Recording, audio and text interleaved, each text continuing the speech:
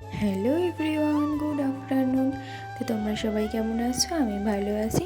তোমাদের সকলকে ওয়েলকাম জানাই আমার চ্যানেল সুদীপা লাইফস্টাইলে। আজকে তোমাদের সাথে শেয়ার করতে এলাম একটা সিম্পল একটা কেক রেসিপি, যেটা তোমরা বাড়িতে সহজেই বানিয়ে নিতে পারবে। চলো শুরু করা যাক। তো প্রথমেই আমরা দেখে নেবো এটা তৈরির জন্য কী কী লাগছে।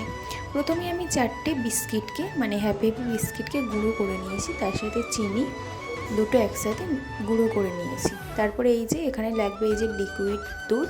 তো তোমরা এমনি গুঁড়ো দুধ পাউডার দুধকেও গুলে নিতে পারো। তার সাথে এই যে লাগবে মেন জিনিস ইনো।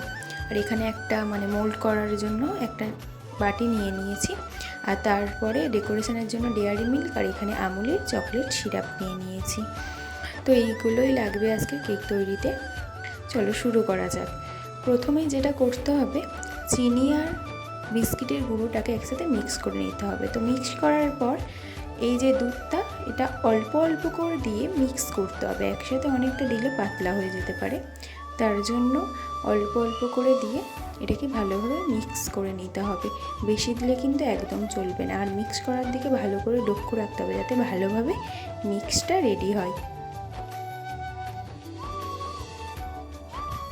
তো এখানে এই যে ভালোভাবে মিক্স করে নিয়েছি আমি, দেখতেই পাচ্ছ। এই যে থিকনেসটা ঠিক এরকম হবে, বেশি পাতলা করলে চলবে না। তো তারপর এই যে এই মোল্ডে আমি কেকটাকে বেক করে নেব। তো এটা কোনো মোল্ড নয়, সিম্পল ঘরের একটা বাটি সিলভারের। তো এটাকে বেক করার জন্য যাদের বাড়িতে বাটার পেপার নেই তারা এইভাবে বেক করে নিতে পারো। তো প্রথমে বাটির মধ্যে রিফাইন অয়েল লাগিয়ে নিয়েছি, তারপর ওর ওপরে পেপারটা দিয়ে দিয়েছি, সিম্পল একটা পেপার। তার ওপরে আবার একটু তেল লাগিয়ে ভালো করে চারিদিক করে নেব। আর এখানে এই যে হাই ফ্লেমে গ্যাসটাকে অন করে ওইটাকে 10 মিনিটের জন্য হিট করতে দিয়েছি। তো হিট করার জন্য প্রথমে ঢাকনার যে ছিদ্রটা আছে ওইটাকে একটা কাগজ দিয়ে বন্ধ করে নেব, তাহলে হিট আরও তাড়াতাড়ি হয়ে যাবে। তো এদিকে এটা হিট হতে থাক। তারপরে এর মধ্যে যেটা আসল জিনিস সেটা হলো ইনো, এটা দিয়ে দেবো। তোমরা এই ফ্লেভারের ইনোটাই নেবে, ভালো হয়। তো এটা নিয়েছি, পুরোটা দেবো না, অল্প রেখে দেবো, যেহেতু 4টে বিস্কুট তার জন্য। তো এটাকে অ্যাক্টিভ করার জন্য আমি এই যে লিকুইড মিল্ক একটু এর উপরে দিয়ে দিচ্ছি। এই যে লিকুইড মিল্ক দিয়ে দিয়েছি।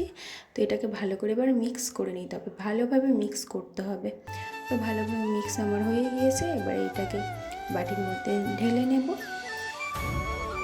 তো এটাকে এবার ভালোভাবে বাটির মধ্যে ঢেলে নিতে হবে। এই যে আমার ঢালাটা কমপ্লিট হয়ে গিয়েছে। এবার ওটা গ্যাসের মধ্যে বসিয়ে দেবো হওয়ার জন্য। তো এটাকে আমি ছেড়ে দেবো গ্যাসের মধ্যে 40 মিনিটের জন্য, বেক হওয়ার জন্য। 40 মিনিট লাগবে এটা বেক হওয়ার জন্য। তো এটা বেক হতে থাক, তোমরা দেখতে থাকো। তো বেক হওয়ার জন্য গ্যাসের ফ্লেমটা মিডিয়াম টু লোয়ে রাখতে হবে, বেশি হাই ফ্লেমে দিলে হবে না।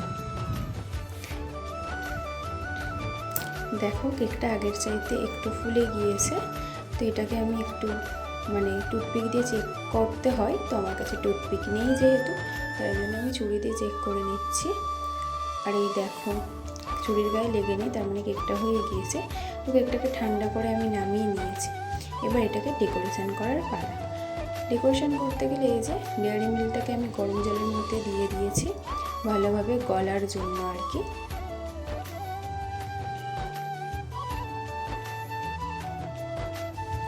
তো ওটা গলে গিয়েছিল। তারপরে আমি ওখানে চকলেট সিরাপ আর ডেয়ারি মিল্ক দিয়ে একটা ডেকোরেশন করে নিয়েছি আমার পছন্দ মতো। তোমরা তোমাদের পছন্দ মতো ডেকোরেশন করে নিও। আজকের মতো এইটুকুই, বাই।